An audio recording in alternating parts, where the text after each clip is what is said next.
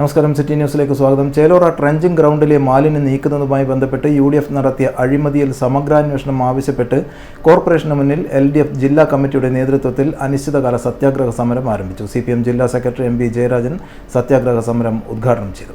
വികസന പ്രവർത്തനങ്ങൾ സ്തംഭിപ്പിച്ച് കോർപ്പറേഷൻ ഭരണസമിതി തുടരുന്ന അഴിമതി ഭരണം അവസാനിപ്പിക്കുക, LDF കൗൺസിലർമാരോട് കാണിക്കുന്ന വിവേചനം അവസാനിപ്പിക്കുക എന്നീ ആവശ്യങ്ങൾ ഉന്നയിച്ചാണ് സമരം.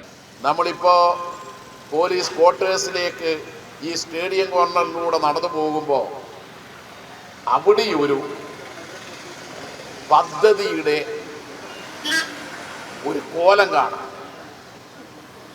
ഒരു മനുഷ്യൻ്റെ എല്ലും കൂട്ടുപോലെയുള്ള അസ്ഥിക്കൂട്ടം പോലെയുള്ള ഒരു പദ്ധതിയുടെ അവശിഷ്ടം.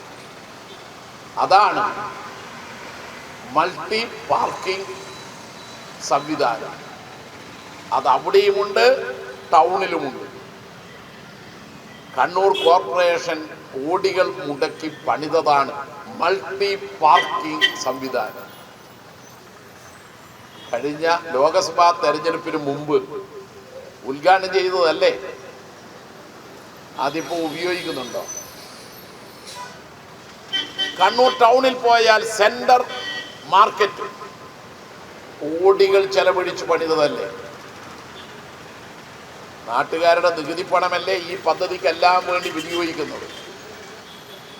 അതും നാഷണൽ വേസ്റ്റ് ആക്കി ആ സെന്റർ മാർക്കറ്റ് ആർക്കെങ്കിലും കൊടുക്കുന്നുണ്ടോ?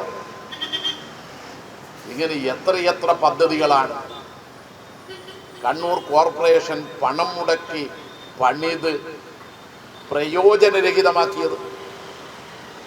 ഇങ്ങനെ പദ്ധതികൾ പ്രയോജനരഹിതമാക്കാൻ വേണ്ടി ഇവർ നടത്തുന്ന നടപടികളാണ് അഴിമതിയിലേക്ക് എത്തുന്നത്.